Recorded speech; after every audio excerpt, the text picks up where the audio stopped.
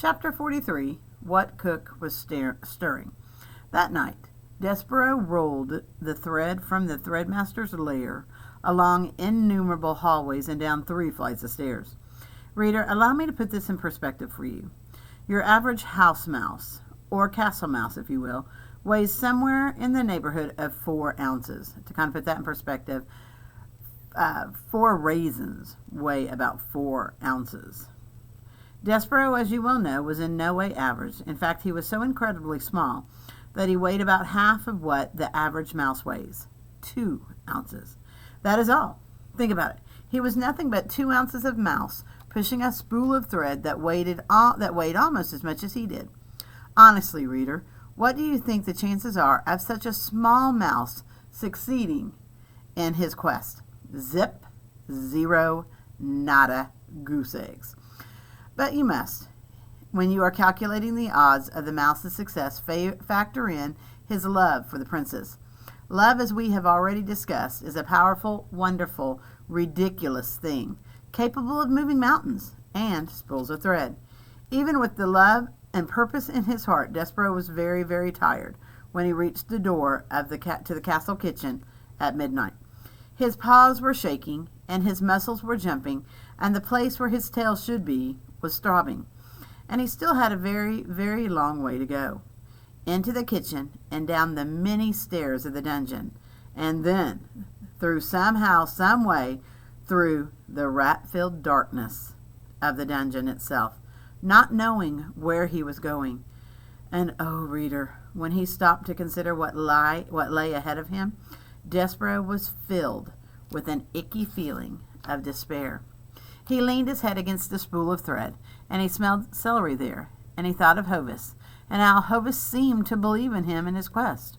So the mouse raised his head and squared his shoulders and pushed the spool of thread forward again into the kitchen, where he saw, too late, that there was a light burning. And Despereaux froze. Cook was in the kitchen. She was bent over the stove, and she was stirring something. Was it a sauce? No. Was it a stew? No. What Cook was stirring was soup. Soup, reader! In the king's own castle, against the king's law, right under the king's very nose, Cook was making soup. As the mouse looked on, Cook put her face into the steam rising from the pot and took a deep breath. She smiled a beatific smile, and the steam rose around her and caught the light of the candle and made a halo over her head. Despereaux knew how Cook felt about mice in her kitchen.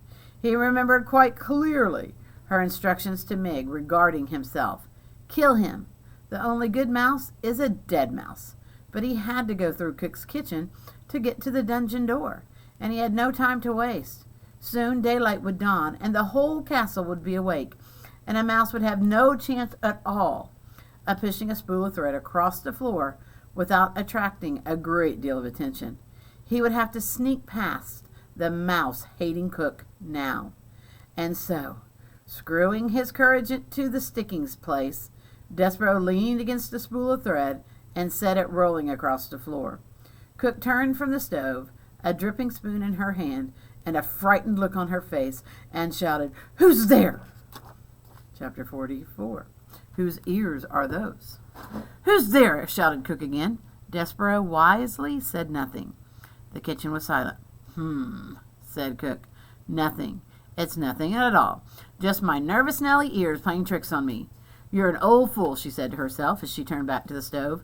"You're just an old fool afraid of being caught making soup." Despereaux slumped against the spool of thread, and as he leaned there, his heart pounding, his paws shaking, a small, wonderful something occurred.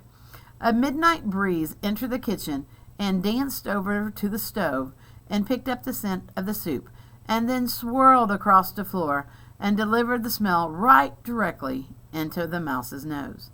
Despereaux put his head up in the air. He sniffed. He sniffed some more. He had never in his life smelled anything so lovely, so inspiring.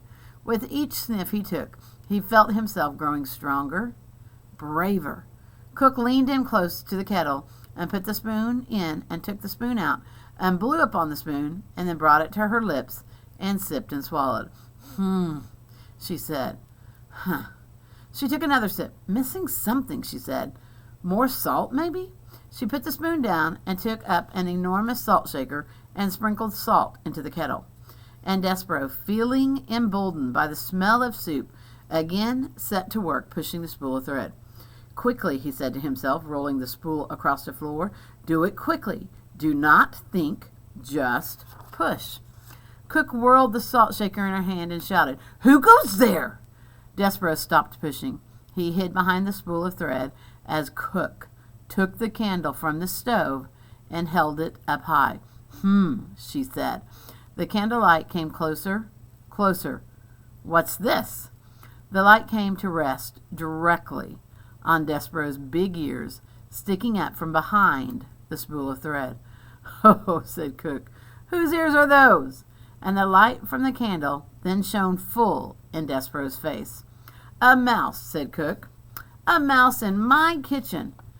Despereaux closed his eyes. He prepared for his death.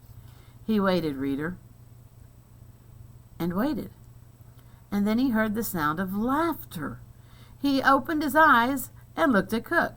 Oh, said Cook, for the first time in my life, I am glad to see a mouse in my kitchen. Why, she asked. Why am I glad? Because a mouse is not a king's man here to punish me for making soup. That is why. Because a mouse is not a king's man here to take me to the dungeon for owning a spoon. A mouse.